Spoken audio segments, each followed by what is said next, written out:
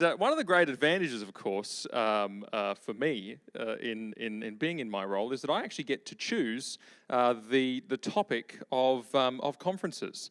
And so, the comms team sometimes come up to me and tell me it's just not going to work and I need a new idea. But I have actually been privileged to be able to choose the topic, and conveniently the title of my talk is therefore Not Ashamed. So it is one that I kind of prepared a little bit earlier.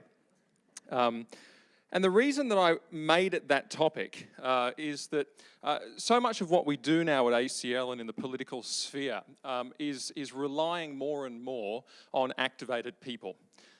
In the political world, because we're dealing more and more with people who don't share our values instinctively, or who have more voices putting pressure on them, and we know there's a lot of activists out there, and mostly their voices for activism are for issues that are dangerous, or issues that are wrong, or issues that cause great harm in society. We find that politicians are being swayed and drawn in all sorts of other directions. And when we go in and speak to them, the most important thing they want to know from us is, how many of you are there, and what are you going to do to me? And effectively, that's what the calculus of politics comes down to. And we're very blessed that we are, as far as I can tell, the second largest political movement in Australia, with now over 160,000 supporters. But the thing is, we need to be an activated political movement. We need to be people who are willing to stand up and speak, people who are willing to stand up and act and put feet to our faith and manifest our convictions into the political process.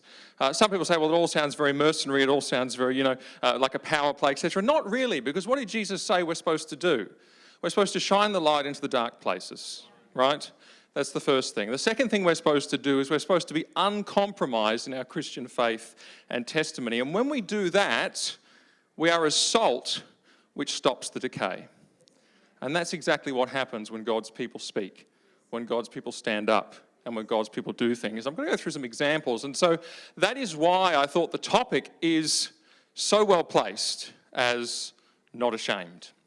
And it comes, of course, from Paul in Romans 1, as we all know, Romans 1:16, where he says there, I am not ashamed. I'm not ashamed of the gospel, it's the power of God, etc., and on he goes. And many people consider this to be the thesis, really, of the whole book of Romans.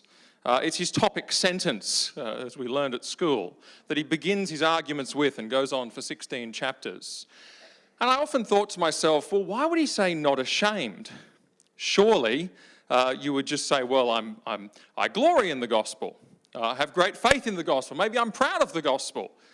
But he actually uses a negative, not ashamed. And I think there's a reason for that.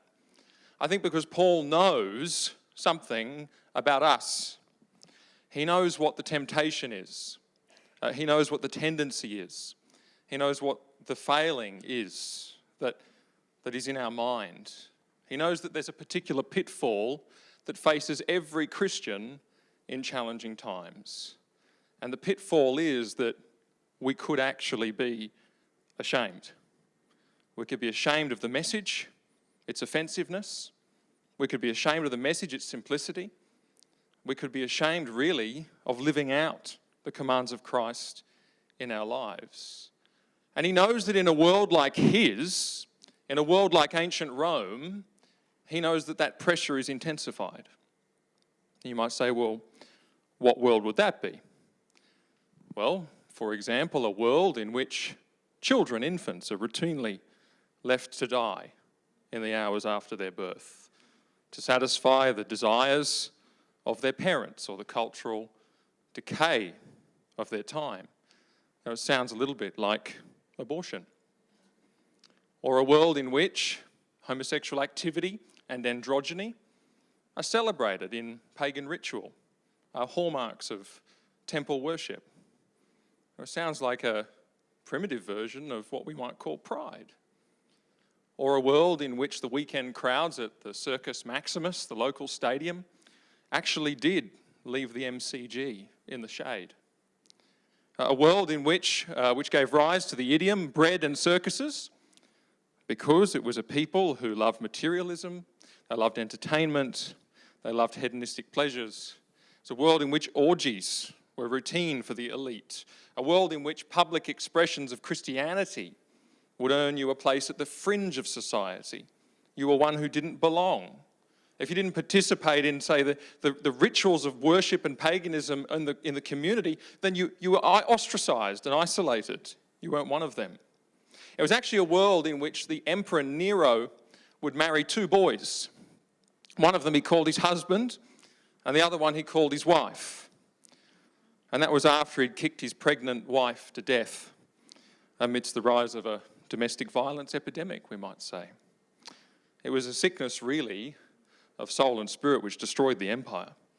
It was the world of ancient Rome. And you know, when I look at the times in which we live, it convicts me that there's so many similarities.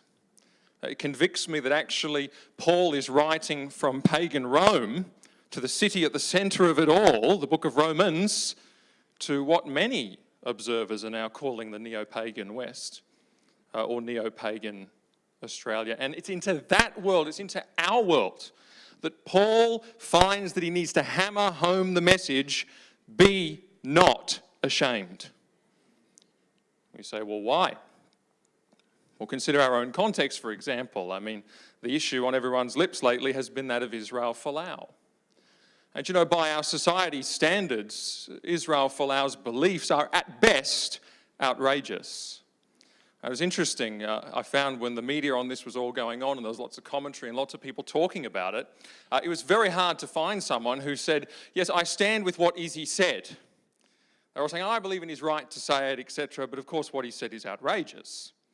And I read one commentator, a normally fairly conservative person, who said, well, this can't be right, because if that's the criteria for hell, then I'll see you down there. And I thought, well, he's got it. I mean, exactly. And that's outrageous to the modern mind, that I would be judged and found wanting. Are you serious? It's ridiculous. It's outrageous. But of course, at best outrageous, at worst harmful. You know, one of the things put to me constantly in the media was, do you not know that you're killing people? Do you not know that the ideas you're expressing are causing people to kill themselves? Now, that's not true. And the only reason we expound these ideas is because in these ideas is life, and it's the life of God. But you know, Israel has borne the wrath of society for saying what he said. He has, as I said before, earned himself a place at the fringe. He's not a mainstream sportsman anymore. In fact, he joins the ranks of disgraced, banned for life football players, which is not a particularly salubrious group of individuals. You think of all those who have not been banned for life, involved in domestic violence scandals, coercing girlfriends to have abortions, publicly disgracing themselves. It's those sorts of ranks and worse. And all associated with him were attacked one after the other, whether it was his church, whether it was his father, whether it was his wife, whether it was his GoFundMe page, or whether it was the ACL. We are now going through a massive legal investigation process to prove that we didn't do the wrong thing in taking this on. Of course, we expected it, but that's the nature of this situation. And you know, now the narrative is, if you read the Sydney Morning Herald today, you'll see that it's all about saying, well, he's just a simpleton and a fool who doesn't really belong anywhere. He's not a mainstream Christian, he's part of this fringy group, and the idea being divide Christians against him as well. And you know, it's like this more and more. I've said many times, you know, I've done these legal cases through the Human Rights Law Alliance and all these people that have had to come to ACL for assistance. And you can take the university student, 21-year-old Joshua, suspended from university with discipline on his record for praying for a friend. Or a guy who was in the senior management role at a digital services agency. And he's summarily dismissed because he was asked to answer questions about the Safe Schools program by a staff member. And his answers apparently made that staff member feel unsafe. And of course, there was nothing more reasonable actually than his answers. Or Patricia, the medical doctor, who stripped of a professional accreditation because she gave a Christian talk on sexuality and gender, backed up, of course, by her extensive research and experience in this area. Or Brian and Clara denied the right to become foster parents because their Christian views about sex and gender made their home deemed unsafe for children. Or Jason, taken to the State Administrative Tribunal because he accepted a photography brief and later shared his Christian belief with the client. Or Luke and Carla, who were hounded out of business by activists because their magazine, their wedding magazine, was yet to feature, after 6 months, a same-sex wedding. They hadn't said a word, they hadn't done anything. In fact, they'd literally done nothing. They hadn't featured a same-sex wedding, and they were hounded out of business. Their sponsors pulled the pin. I was hearing just yesterday of a guy, Brendan, in the ACT, who was arrested in one of those exclusion zones around the abortion clinic by police because he was sitting on the footpath reading his Bible. And well, it's actually a good thing to do, but he was arrested for it and condemned as a wrongdoer. But below the legal threshold, of course, there's a usual thing that we all feel. And one of the things I've noticed, particularly after a couple of weeks of media, is that one of the things you can expect if you are bold in your defence of these things or in your Christian testimony is a constant barrage of accusation. It's funny, I felt like I had this voice in my ear for a week saying, but you're a very wicked person, you're naughty. Look at the money you raised and those dead kids now because you raised that money and you gave it to a rich guy. What about, and it just went on and on and on, and every last thing they could use to say, you're bad, you're bad, you're bad. And I thought, well, it's amazing, isn't it, that in Scripture Satan is called the great accuser. And that's what happens. Or the imputation of false motives. And this is another thing that, really goes to the heart, particularly of the Izzy issue, but so many others, is, why do we speak the truth? They'll say hate. And it's not hate, is it? It's the opposite. Bigots and homophobes and false imputation of motive. Or just the disgust at antiquated views. That thing that Jim held up before, the journalist that I worked with on that, there was at one point where he just sat down and he sort of looked at me and he said, aren't you just dragging us back into the past? Something that everyone's rejected and moved forward from. Like, what's going on? I said, I'm not dragging anyone back to anything. I want to lift them up to God. But this idea that, look, your views they're so out of date. Just get rid of them. And when it comes to this environment, of course, we know the temptation, don't we? Because it's coming from every side. And when it comes to that temptation to be ashamed, it's interesting, the Apostle Paul wrestled with that as much as anybody. Because it's interesting, you read what Paul says about himself. He's the Pharisee of Pharisees. He's a great intellect. He's educated in Greek philosophy. He's a guy who is a leader in his community, an academic, somebody of huge standing. And you know what he says in Corinthians? He says, I've had to become a fool for Christ's sake. And increasingly, that is what we will be in the eyes of our communities when we stand for Christ. We will be fools. And it's so shameful to some people not to be thought of as smart, not to be thought of as current, not to be liked. We all fight so hard against it. It's not a nice feeling. We avoid it. But that's, of course, where Paul enters the picture and he says, be not ashamed. Because, in a world like this, there's a great cost to shame. There's a great cost to the way that it changes us and changes what we do. And the cost is very grave. And, our shame manifests sometimes as fear. We don't brave enough to do the things we should do. It manifests sometimes as compromise. We change the things we do, the way we do them. We change what we believe to compromise out of shame. Or, another one I talk about often is that we commit the sin of silence. And we don't speak at all. We just go underground. But each of those is something that the sooner we break through them, the sooner we will do much good for Christ in this difficult time. In the realm of fear, it comes down really to one thing.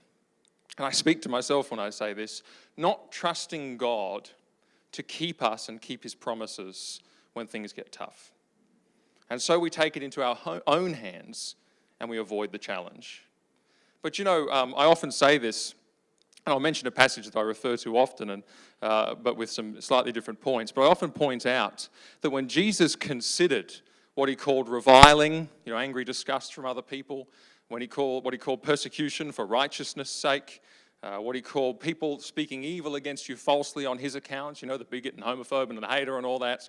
When he talked about that, it's really interesting to me that he didn't start on a low note.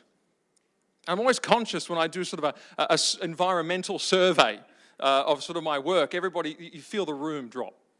And you feel everyone going, oh. Actually, at one point, I remember I was doing a talk and I'd just done a whole lot of case studies for half an hour. And the room was particularly dull. And then I said, but there is hope. And the guy on the front row went, oh, hallelujah. So I hope nobody's feeling that way today. But it's interesting, we see it as a low point. When Jesus thought about this very thing, when he knew what Paul would face, when he knew what the apostles would face, when he knew what we might face, depending on the society we live in, he started on a high note. He said, blessed are the persecuted for righteousness' sake, for theirs is the kingdom of heaven. And that's a promise. He doesn't say if you psych yourself up sufficiently, you might feel a blessing. He says, no, you are blessed in that context. What does he mean by persecution? Not just fed to the lions, reviling, evil speaking, people saying things falsely against you. He's thinking of all of that stuff. And it's a promise of God. And I do wonder sometimes, what do we miss of God's blessing through fear? Do we trust that actually there's something that he cannot teach us? There's a nearness and an experience of God that becomes ours that would not become ours any other way. It says throughout the Bible, the peaceable fruit of righteousness yielded by the trials, right? The holiness without which no one will see the Lord. Rejoice in trials. I used to think to myself, Paul and Silas must have been insane. They sang hymns in jail all night. What was wrong with those guys? But I don't think it was them. I think there was something of God that came real to them in those moments. I don't think Paul was insane, that as he faced rejection everywhere he went, as he escaped over the city wall in a basket, as he did all of these things, that he was, just doggedly pressing on and saying, well, I got to do it. And he had this magical inner well of energy. No, the joy he knew and of which he spoke, he wrote a whole letter on rejoicing in the Lord in Philippians. That was from God. And all these people that I mentioned in those case studies just before, whether they won or lost, and there's a mixture, I only think I know of one who might not say out of 60 odd that what happened to them was for the best in hindsight.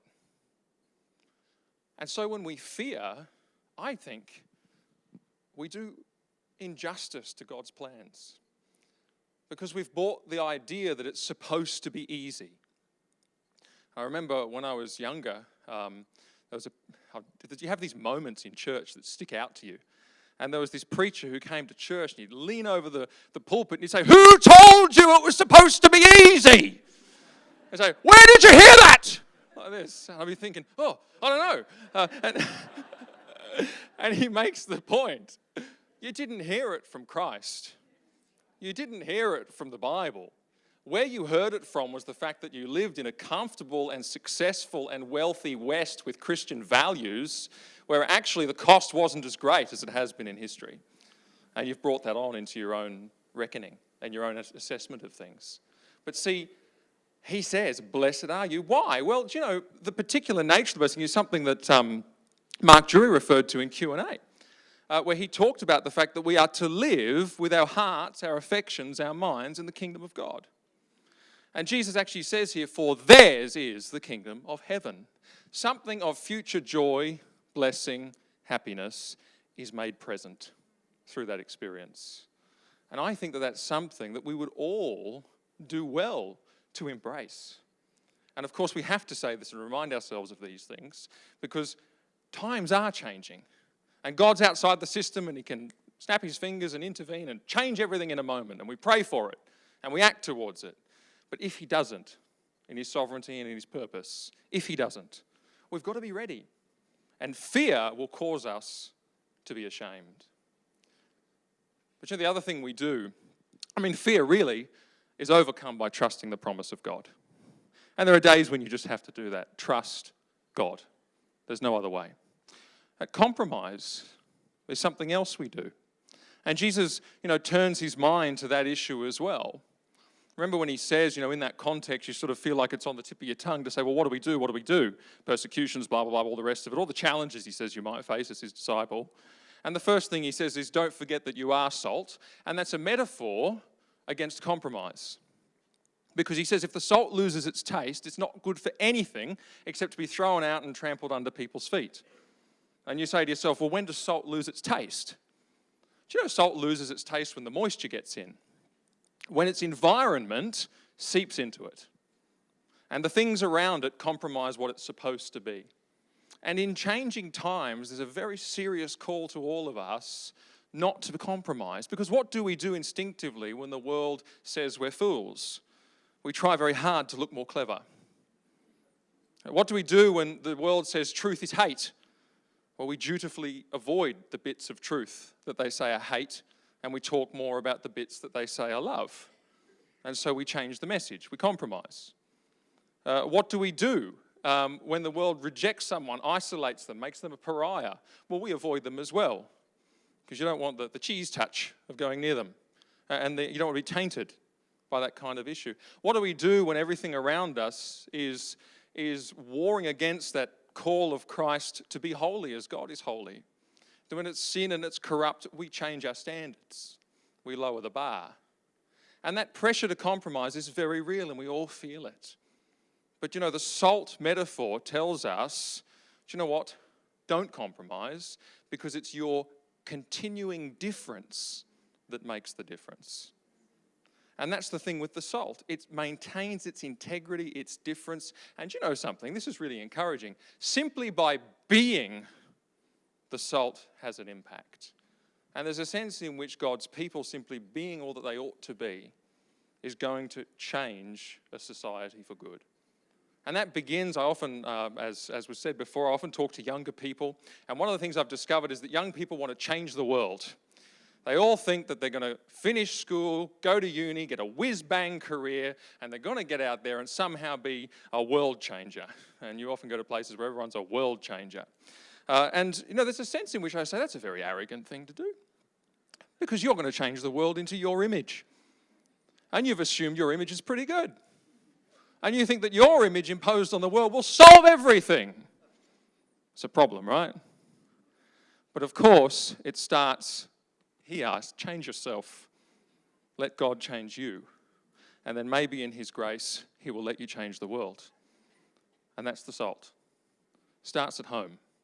And that is why, you can go and talk about politics to these groups, and you can go and talk about institutions and changing the world. I always try and start by saying, grow close to Christ, know his word, and kill sin in your life. Very simple. Very simple, but it's where it begins. And it's from that the difference can be made. And we'll be tested on that. We really will. And we are being tested on that every day. And it's that important. But also, we can't march to the beat of the drum of the eyes around us. I'll never forget John Anderson. He used to tell a story, and some of you may have heard it, but he used to tell a story where he'd say that up in the Parliament, in federal Parliament, he was the Deputy Prime Minister of Australia in the Howard government, Christian man. And he talks of being in the eyes of everyone, having demands on you from party colleagues, demands from the media, having factional pressures. You think of someone in that kind of sphere. It's ridiculous to try and keep up. It's mentally taxing just to understand who you're meant to please. But he had a colleague who would come in and knock on his door every morning. And he'd thrust the door open and he'd say, "Hey, John, remember today, you're playing to an audience of one," and shut the door. And he said it was the best reminder of his whole career. Because here's the thing, when we march to the beat of their drum, the salt can compromise. But actually to keep our eyes clearly on God's drumbeat, if you like, and what he desires of us is so, so crucial. And so our tendency to compromise is overcome by keeping our eyes up. not horizontal. Our tendency to fear is overcome by trusting God's promises. And there remains that sin of silence, because of course that's what ropes us in so often. And the silence issue is very real. It's something that's convicted me seriously from time to time. It's a daily challenge, because I didn't realise how much I got away with it until I worked for ACL. Do you know, when I was out in community and I was at work and I was going to the shops and all this kind of thing, I didn't have to tell anyone. I could judge them and measure whether they were going to respond to me nicely. I didn't have to make it clear, wear Christianity on my sleeve. I could wait and I could see, or I could avoid. And do you know what that meant? It meant that the light was off. Do you know this map here? There's lights all over Australia. And I see God's call to us to be light of the world, to be seen by others, are his words. Because if they don't see it and know what it is, then the effect won't be had. And we so often silence ourselves, and we don't do that good as lights in the world. Jesus says light under a basket he says no good. No good. But there's a better solution than that. The better solution, remember, he says, put the light on the lampstand, and the lampstand will give light to the whole house. So you're going to have some people close to you seeing the truth and being able to respond to the truth, and your good works for God being done in that way. There's something better, and get a load of this: a city set on a hill that cannot be hidden. That's a huge standard, something we strive for all the time, to say, look, is there something about me that cannot be unseen that is Christ's, and that makes me the light in the world? And as those lights, really this is where our public testimony comes in, our public witness, our public acts of good and righteousness. This is where our political efforts, our workplace efforts, all those things that make us seen to be doing good, that are outward focused, that are action based. If we don't do that, if we silence ourselves, there will be a vacuum that is left, and vacuums are always filled. And by retreating from spaces, other people will fill the space, other voices will fill the space, other personal testimonies and personalities will fill the space. And that's a grave cost to any society. Silence, that will be filled. So I always say, if we silence ourselves, we will be silenced. It'll become a self-fulfilling spiral, where as we retreat and retreat and retreat, the space will be filled and filled and filled. And that's not just bad for us, that is so bad for the world. Because every time silence and darkness are spoken of in the Bible, it's never good. You think of eras of silence in which God's people were crying out for a voice. You think of the last chapters of the book of Judges. And if you've never read them, prepare yourself and read them. It's disastrous. A time when there was no king and everyone did what was right in their own eye, and God, there was no judge at all in those 4 chapters, that era. Or you think of the 400 years of God's people in slavery in Egypt, when a king rose up and he didn't know Pharaoh. He didn't know Joseph. A Pharaoh rose up who didn't know Joseph. And God's people are labouring and crying out, and there's silence. There's no voice. Or the 400 years of silence before Christ comes and is born. Again, a time of great challenge, of political upheaval. But the loss of that voice, it has a lot of implications. There's a theme verse around which that logo is based, which is Isaiah 59. And it's the verse that says, truth has stumbled in the public squares. And it goes on very interestingly to articulate the ramifications of that. No voice for truth in public. Nobody speaking in that capacity. Silence. Where does it lead? And the first thing that goes is righteousness goes, because you can't have the truth about right and wrong. It's gone. In fact, that which is evil will rise up, and that which is good will go away. And then what happens? No justice. Justice is turned back. Because if there's no honouring of right and wrong, there can be no justice. And the implications of that for our times and our communities is very, very real. I think, what is the cost of truth stumbling in education? Huge. Has it got to the stage of injustice? I think so. The transgender stuff that Wendy talked about earlier, is that injustice? Is that destroying people's lives? Yes, it is. Is there a generation of refugees from the transgender movement coming through with a 1,000% increase in minors on hormone therapy at major gender clinics across Australia? You bet there is. Before that tsunami, you have stories like Walt Hires, a guy who was one of the first gender reassignment patients in the world. Transitioned, realised it was wrong, didn't work, transitioned back. Not like the massive number that end up committing suicide. But Walt travels around with his transgender regret ministry and talks to so many people, thousands of people around the world. And he says, he sits down with them and first question he asks is, what went wrong? And he said in every case they can tell him, and 50% of them will say child sexual abuse. But was that addressed? No.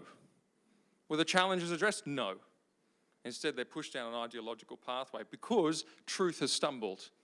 And the truth about who we are is lost.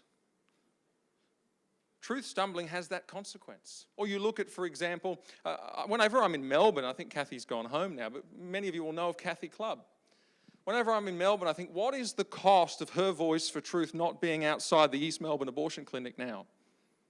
Because over a number of years, by making those simple approaches to women, more than 300 babies born alive.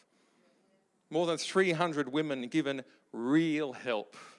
And she called herself an apostle of God's mercy, doing acts of mercy for women in need. And I think, what's the cost of that voice being silenced from the public square? It's huge. I dare not think of the lives that are at stake. Or you think, what's the cost of no truth in politics?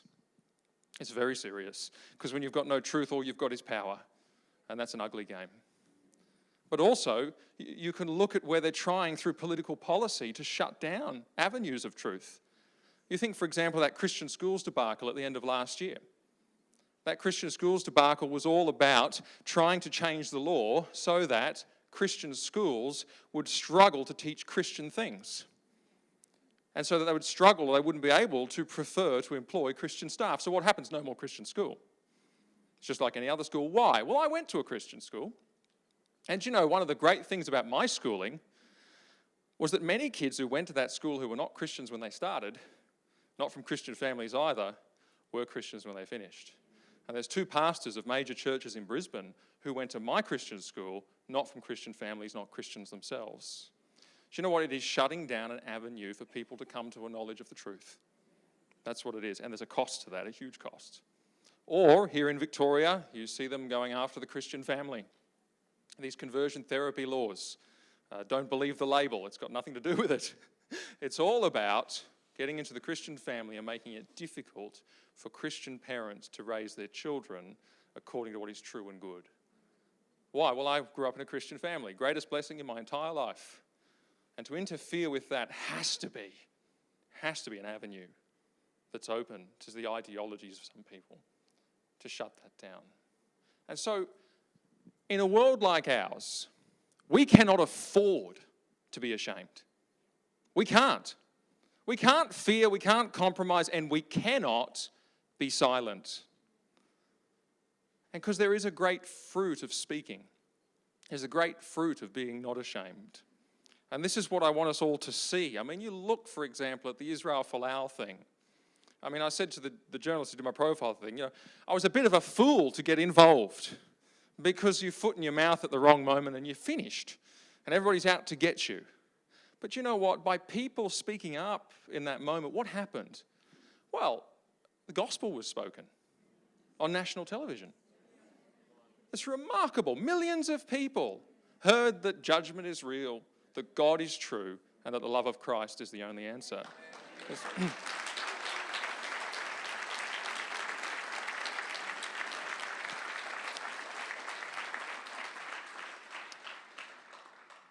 And I was talking to Israel on the phone, and I said, how are things going and all this? And he was saying, look, it's been remarkable. I said, well, in what way?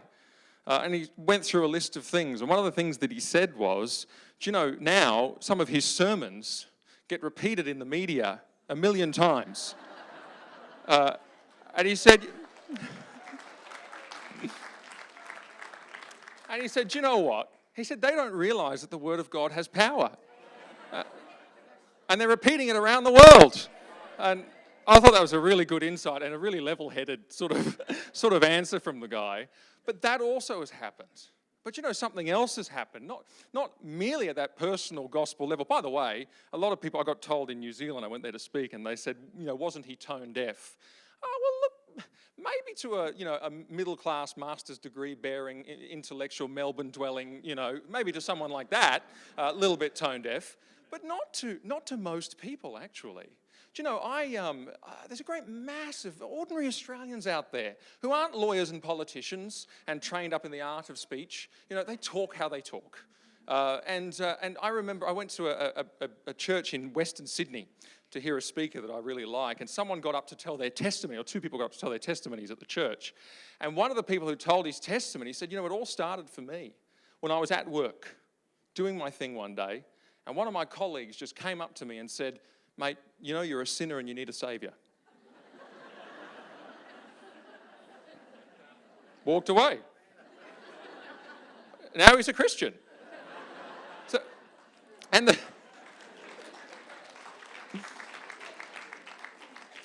And the power of that, we underestimate, I don't know who heard what went round. I don't know who was convicted by it. But I do know that God has in history used the boldness of people like that in remarkable ways. When people said, "No, I'm not ashamed." And Israel got up at that Draw the Line dinner here in Melbourne. And I was just amazed at his example, where he said, "I'm a servant of Jesus Christ and I'm willing to give everything." That kind of thing is so rare, and yet in that lack of shame, in that boldness for Christ, obviously out of a true heart, the desire to serve him, not some kind of demented crusade, but with his motive, has done great things. But the fruit of speech... Oh, the other thing I'll say, actually, this is really important. I was talking to a politician the other day, and they were talking about how things have changed since the Israel Folau stuff and since the election. Because, of course, in the election, something happened. Because nobody was talking about religious freedom in the election at all, and yet there was a quiet campaign on religious freedom taking place nonetheless. And Labor came out straight after the election and said, that cost us massive votes. And they start saying, we've got to start talking to church people, to Christian people. We've got to start thinking about the issue. Also, within the coalition itself, I was told the other day, since all of this happened, they said if you raise the issue of religious freedom in the party room with all the coalition MPs and senators, they said you will have a great conversation. And everybody's listening and everyone's talking about it and everyone's open. Merely a month ago, it was like treading uphill. No one wanted to hear a thing about it, and it was completely under the carpet. And now we find ourselves in a position where this issue is live and is on the radar, and there may actually be something we could never have imagined 6 months ago.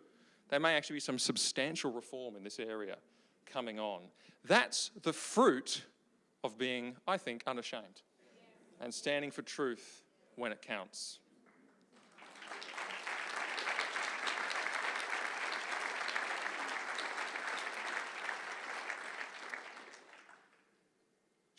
Let me finish with a couple of points that are a little bit broader.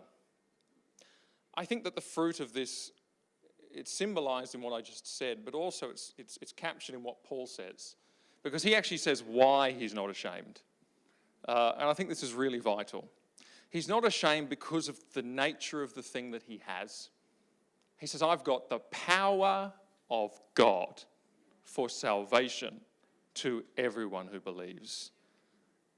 And we lose sometimes that conviction that what we're carrying, whether it's in word, in deed, or just in testimony of lives that are doing good, we forget the great price and the great power of what we have. It is something that is light for a dark world. It's something that is life when we're surrounded by spiritual death. It is something that is of God. And we don't have to varnish it up. We don't have to get it exactly right every time. That's above our pay grade.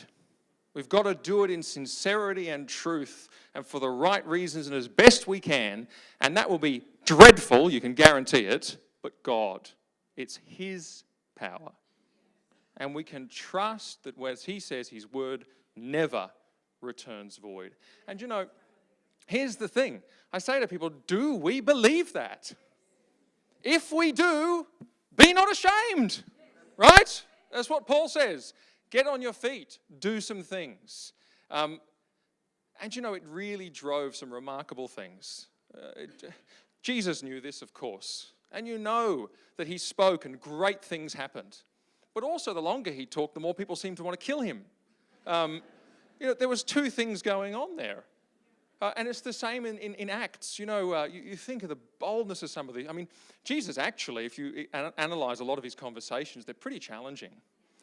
You look at his conversation with the woman of Samaria. You think, what would be the one thing you wouldn't talk about? I'll go and call your husband. Ouch, awkward. Surely we should love her a bit better than that and not make her feel bad. No, he went straight there. Or Nicodemus, right? What's the thing about Nicodemus? A life of credibility, a whole life of righteousness, a great man in tremendous standing, a proud guy. Jesus says, start again. It's all worthless. Straight away, rich young ruler, a rich guy, someone with great wealth, an eager convert. Master, show me the way. What does he do? Sell everything. Why? He nails the issue. And why? Because love is more than superficial. And he understood that there was something that had to be done for them, for their great good and blessing. The apostles as well. I just can't believe. You look at the context of Paul on Mars Hill. Where is he? Is it the Areopagus? Okay, and he gets up and he says, I'm going to tell you about the unknown God. Do you know that was the forum that convicted Socrates, who was executed?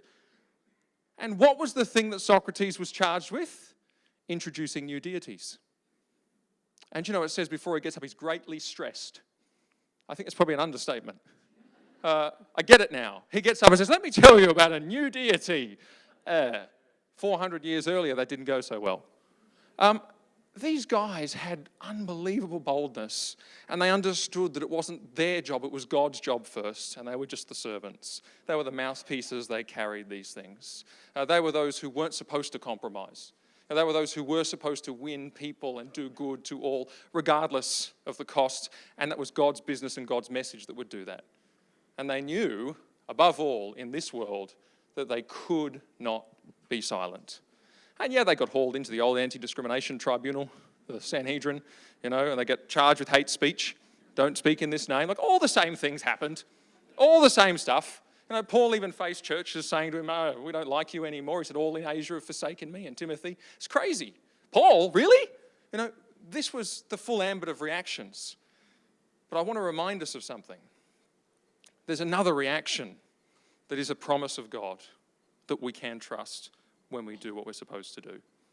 And that other reaction is captured. It's captured in two places. It's captured in Matthew 5. And I think it's verse 16, where Jesus says this. After saying, what's the problem? You're feeling pressure, you're feeling pushed to the side, you're feeling like you have to shut up, like you have to compromise, like you have to turn the light off and put it under a basket. In that environment, all of a sudden he says, I'll tell you what, make sure you walk the other way. Amp up the light, increase the saltiness. And then there's something else. Yes, you will be persecuted. But yes, people will see your good works and glorify your Father who's in heaven, right? Dual reality. And we need to believe that. And I do think the reason I raise the Israel flower thing now is because I think that's proof. There's a dual reality. And it's the dual reality that we live for. But not only is there obvious blessing in people glorifying God and in God's work being done, often quietly. That's the thing, right? This stuff happens under the radar, quietly, softly. But it's the nasty stuff that's loud and in your face. It's the journalist with the microphone in your face. It's the insults and death threats that are coming down the telephone. It's all that stuff. That's the nasty bit. But of course, quietly, something else is taking place. And if we believe that, and if we have faith in that, not only do we see that blessing, but also we realize in the fullness of time, and probably pretty soon, that even the thing we thought was negative was actually completely positive, because Jesus says, blessed are you when this sort of thing happens. And so I want to leave us on this thought. The testimony that we have, which comes out of the power of a converted life, to be lights in this world, that testimony will yield fruit. And it's our call in changing times to fulfill that duty we've been given. And I think that the most helpful thing we can hear is Paul saying, "Be not ashamed." Thank you.